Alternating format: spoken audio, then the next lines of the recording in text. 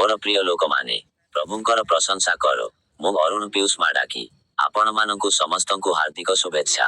ଆଜି ଡିସେମ୍ବର ମାସର 24 ତାରିଖରେ 2025 ବର୍ଷର ଶେଷ ମାସ।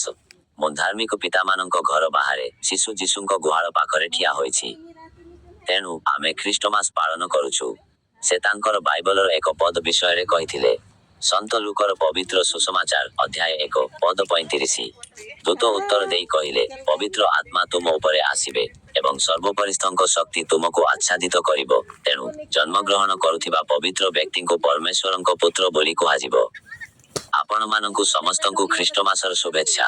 ଆପଣମାନଙ୍କୁ ସମସ୍ତଙ୍କୁ ହାର୍ଦ୍ଦିକ ଶୁଭେଚ୍ଛା ଏବଂ ମୋର ଚ୍ୟାନେଲର ବଟନ ଉପରେ କ୍ଲିକ୍ କରିବାକୁ ଭୁଲନ୍ତୁ ନାହିଁ।